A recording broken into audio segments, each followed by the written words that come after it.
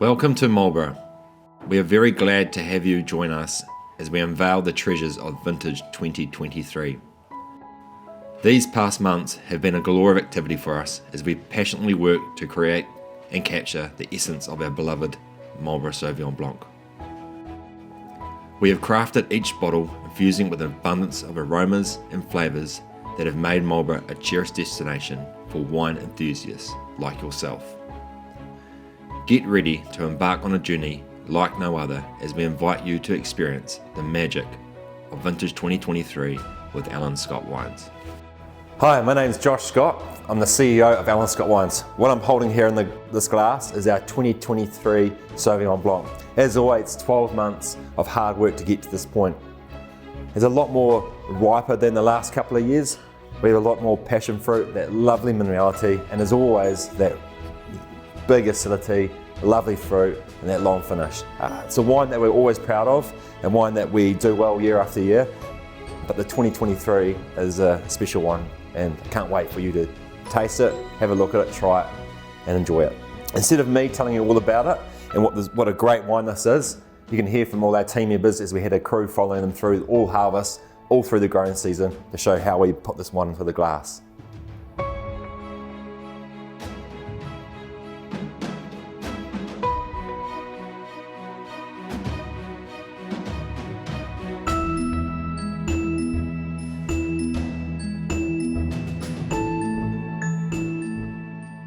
I'm Michael Bhardwaj, night team leader at Alan Scott. Hi, my name is Ingrid. I am the day shift supervisor during harvest. I'm Sarah, co-owner of Alan Scott Family Winemakers and wine growing team lead. My name's Paul Bourgeois and I'm Chief Operating Officer at Alan Scott Wines. I look after getting some lovely grapes into the winery and turning it into wine.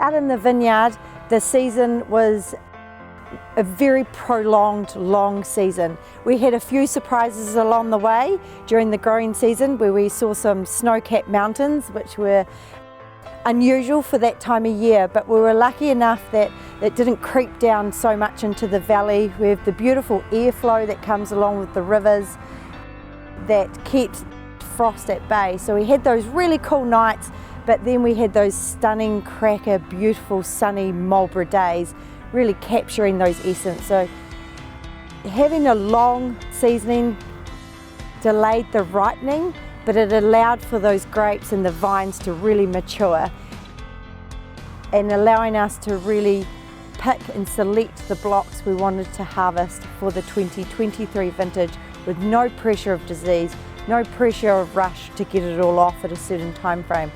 If I was to put the season into one word or two words, I'll call it, maybe three words, I'd call it cool, calm and collected.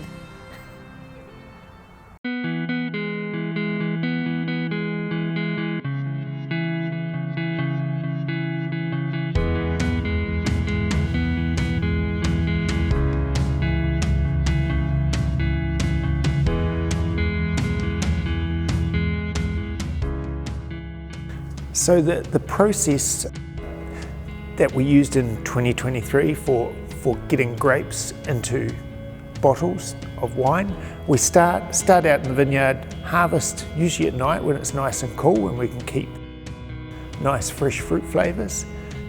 Grapes come into the winery and we put them into the presses that press the juice out, and then the juice is clarified and fermented in tank. This is where the magic begins of grape juice to wine.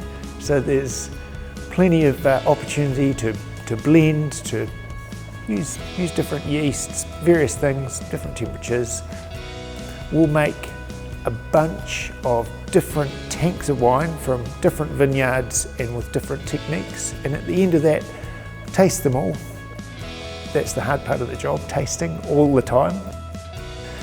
We taste and taste and eventually settle on a blend that we like and taste a little bit more, and then clarify and put it into bottle. And 2023 has turned out really nicely, really happy with it.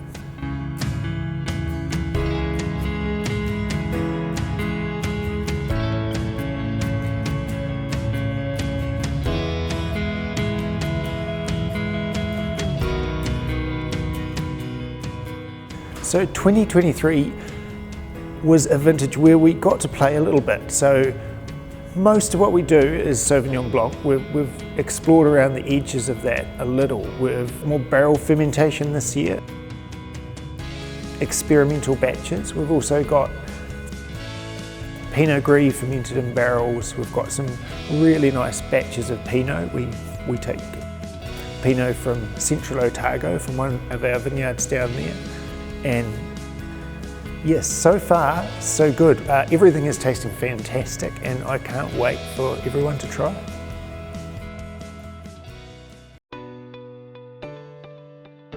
"2023 Sevi." Another one. Cheers. Cheers. Yet another vintage is complete as a night team lead. It's been fantastic vintage for the night shift especially.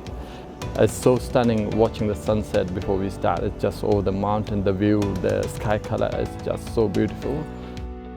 Well, the light is on, the moon is up in the sky. I think I just enjoy working the night. It's just so different working the day. It's just the extra hustle that happens in the day. It's just so calm and so beautiful and just peaceful. When the food comes in, we make sure all the blocks are separated from each other, not mixing them. Press them nicely so we can squeeze the nice juice and keep them separately as well. Making the good wine, we just make sure the juice is really good and taking care of it. Day shift comes in, do all the flotation and the rest of it. The night team, especially this year, we had a special bond with each other, looking after each other, helping each other, which made my job personally easier, and also just keep the environment so light and so fun, and we just having a blast all the time. So the first week we got all of the team on board, showed them a bit around, showed them how we make wine here in Marlborough, made sure they know all of the health and safety procedures we have here in this winery. They got confident with the space, with the machinery, and once we were all on the same page, we were basically ready to get the first fruit in. We had few people coming back. They loved it here the previous years, so they came back to join us, and they were amazing as usual. And of course, on top of that, the team that works here all of the time, Kiel, Kendall, and winemaking team, lab. It's been amazing. Same again next year? I reckon. Yes. Cheers.